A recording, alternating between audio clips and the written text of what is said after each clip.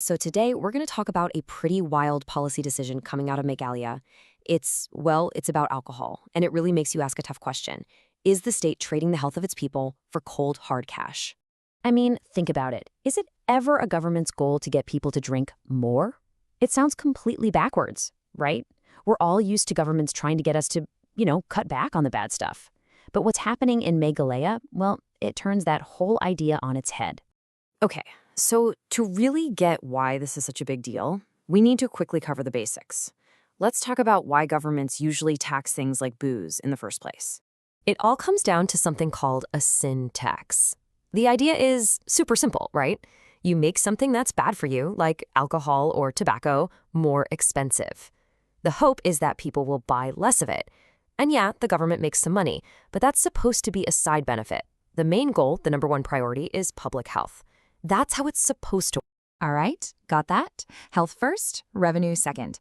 Now, hold that thought, because we're about to see what Meghalaya decided to do instead. So this all kicked off in September 2025. That's when the Meghalaya cabinet gave the green light to a whole new set of rules that were going to completely change the game for how alcohol is priced and sold in the state. And this wasn't some tiny little tweak either. Oh no, they basically went all in. They moved a bunch of liquor brands into cheaper tax categories. They even created a brand new super low-priced category. And they specifically changed beer prices to make them more competitive. You see the pattern here? Every single move had one clear goal: make alcohol cheaper. So what we've got here is a policy that is the exact opposite of a sin tax. Instead of making alcohol more expensive to discourage you from buying it, Meghalaya is making it cheaper to, well, encourage you to buy it. And you might be thinking, okay, maybe that's just an unfortunate side effect. Nope, this was not an accident. This was the plan all along. Getting people to drink more was literally the goal. And how do we know that for sure? I mean, that's a pretty bold claim, right? Well, we know because they told us. The government came right out and said it. Check this out. This is a direct quote from the Chief Minister of Meghalaya. We expect that with that, we will have increase in consumption, which we expect will also lead to increase in revenue. Wow. I mean, you can't get any clearer than that. It's right there in black and white. More drinking equals more money for the government. That's the formula. So that just flips the whole public health argument on its head.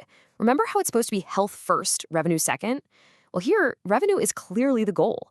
And public health, well, that's been pushed way, way down the priority list. Okay, so this is already pretty shocking, but it gets even more alarming when you look at the bigger picture of what's already happening in the state. See, this policy didn't just appear out of nowhere. Meghalaya is already in the middle of a really serious drug and alcohol addiction crisis. It's a known problem, especially with younger people. So, to put it bluntly, the government is pouring gasoline on a fire.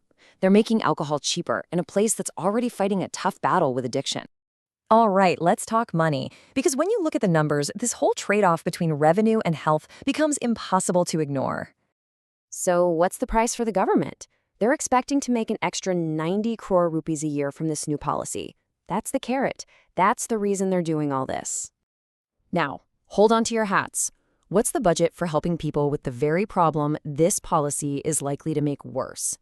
The state's entire yearly budget for drug rehabilitation is just 10 crore rupees. So let's just put that side by side.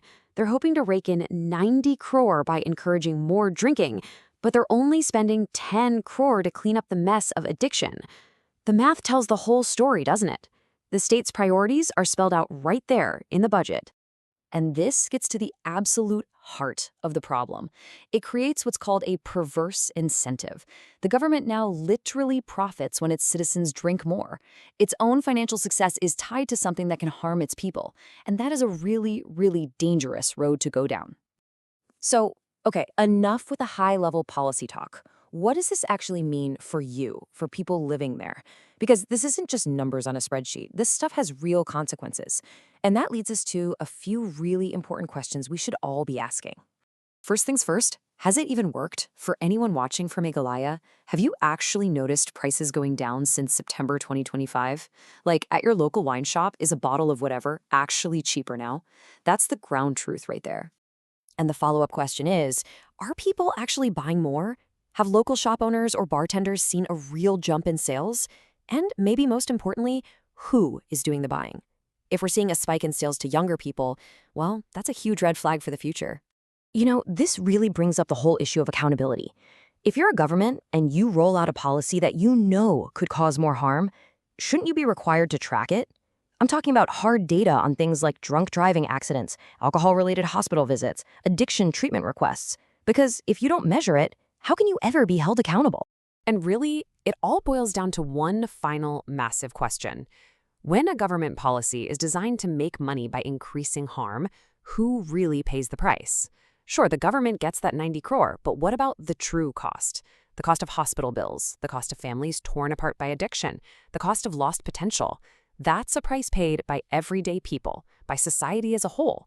And over time, that price could easily wipe out any revenue the government gained in the first place. So the question we're left with is, who is really footing the bill for this policy?